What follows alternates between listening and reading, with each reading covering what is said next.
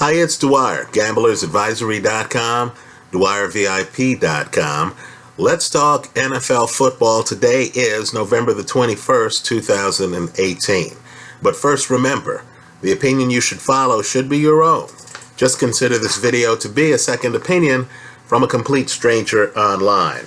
Well, going into the Thanksgiving holiday, these are the picks I like, point spread picks in the NFL. First, divisional game. But yet I'm getting 13 points. 13 points with the Atlanta Falcons, an indoor team on the road playing indoors against Drew Brees and the New Orleans Saints. Let me say, because it's a divisional game, there's a familiarity between the two teams.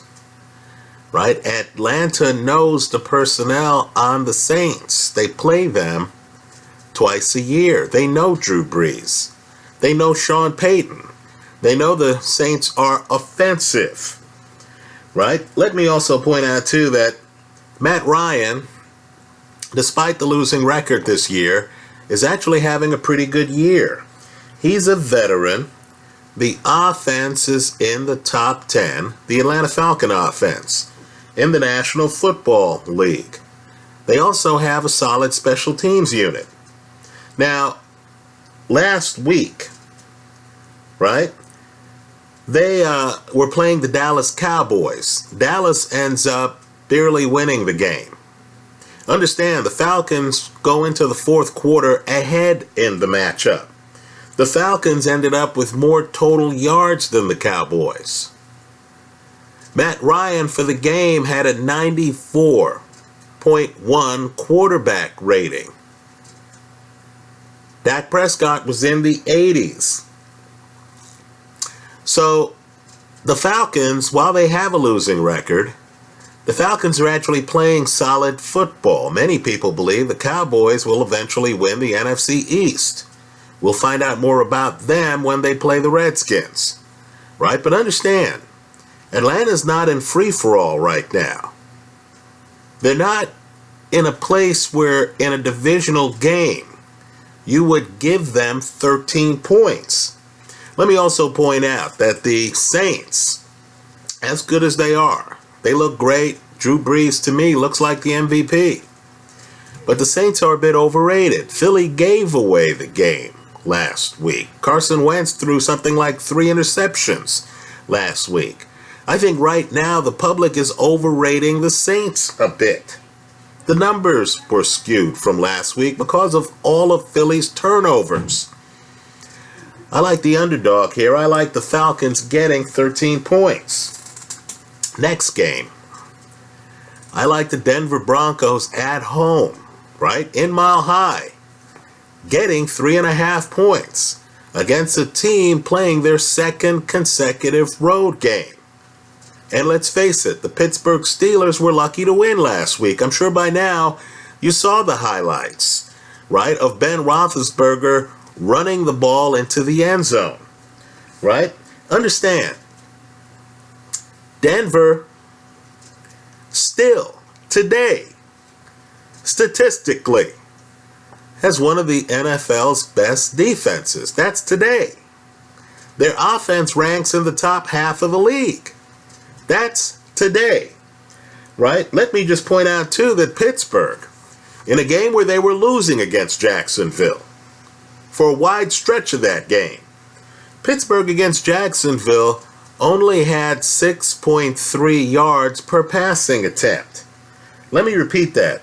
6.3 yards per passing attempt. So I'm surprised that the Steelers, who barely won last week on the road, and now have to travel to Mile High, difficult place, body has to acclimate, second straight road game, would actually be favored by 3.5 points. I don't see it. Denver's coming off a win, folks. I like Denver here getting 3.5 points at home. Finally, the Oakland Raiders. They're getting 11 points. Are you kidding me? Against who? A rookie quarterback? Folks, this makes no sense whatsoever. I'm a fan of Lamar Jackson's.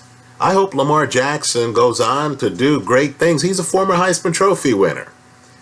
This guy wasn't even starting the first month of the season. Right, we're now in November. He didn't start in September. He didn't start in October. So you're telling me any rookie quarterback, and let's remember, Pat Mahomes was a rookie last year, right? This is his first year starting. But understand, Pat's not straight out of college like Lamar Jackson.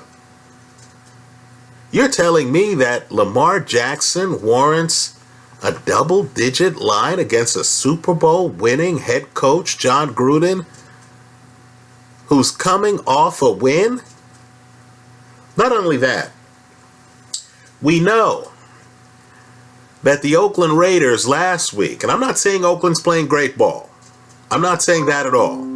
But we know the Oakland Raiders last week had a time of possession that exceeded 36 minutes. Right? That's your last game, folks. 36 minutes, time of possession. Now, my point to you is, if the Raiders have a big time of possession here, if the game is a low-scoring game, right, and you have a rookie quarterback, and now Gruden has film on him, right, because Lamar Jackson played last week. My point to you is a low-scoring game favors the team that's getting 11 points. Right here, I'm giving the Raiders, and I know it's not popular to bet on the Raiders right now. I know they're having a bad year, right? But I'm getting a double-digit point spread here with the Raiders, right? To me, you're being compensated for the risk. I like the Raiders getting 11 points at Baltimore against a rookie quarterback, Lamar Jackson. That's how I see it. Let me hear from you. I hope you leave your comments in the comment section of this video.